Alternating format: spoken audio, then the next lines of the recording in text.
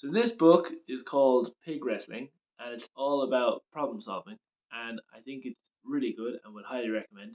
And because I believe that problem solving is so inherent in creativity, I thought that in order to do the book justice, I would do one video uh, per chapter. So do a five-part series, and each video cover off one chapter. So chapter one is viewing, or at least not chapter one, but the kind of golden nugget within it is viewing, right? Viewing. So, first thing is how to identify when you are pig wrestling and not problem solving. And very handily, on the back of the book, they list identifiers to tell when you are pig wrestling and not problem solving. So, when you're not getting the results you want, when it's emotionally draining, when it seems to be resistant to change, when you feel like you've tried everything, whatever you've tried hasn't worked. That's when you know you're wrestling a pig and not problem solving. So, boom, that's part one of viewing, right? Stepping back, looking at the situation. Am I wrestling a pig or am I problem solving? Right, so that's how to spot if you're pig wrestling. Number two is that a key distinction is that problems, not people, are pigs, right? That so, for example, if we put it in a creative light, you might work agency side, and you might have a client that you think is a huge problem, right? That they are just such a pest. Nothing ever seems to make them happy, right?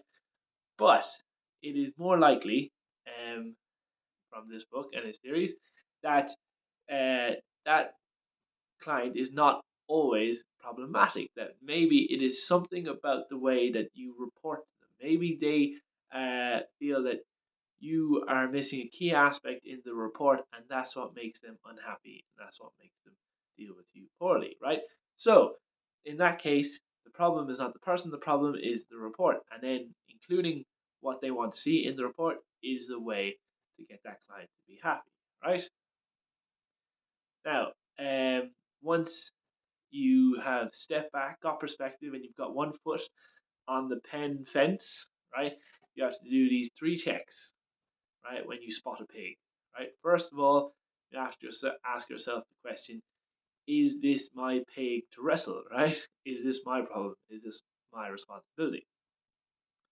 And the way you can do that in a creative light is, for example, if a client comes back, if you hear feedback that they hated the video that you made, right? Key to dig into that, right? Is this your responsibility?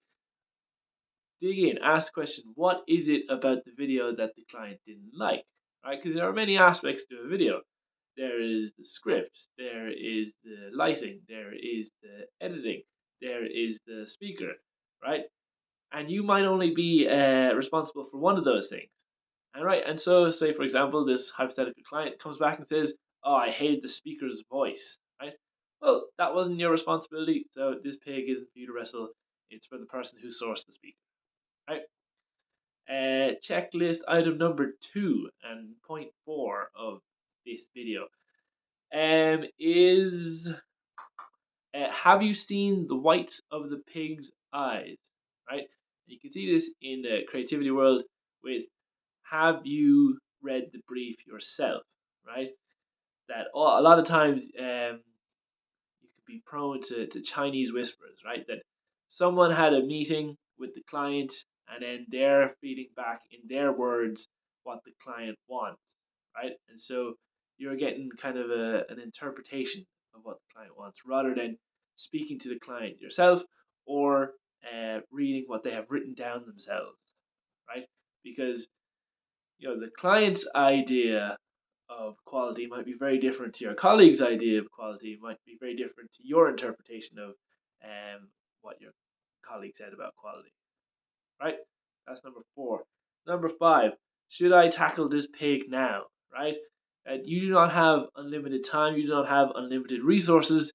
Is this pig worth tackling right now? Is this problem worth solving right now?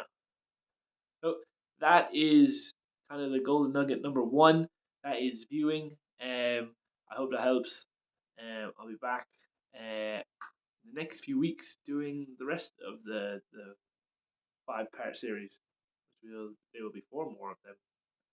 So this was the first, and then there'll be two, and then there'll be three, and then four, and then five in the five-part series. So not a trilogy, but a fiveology or something.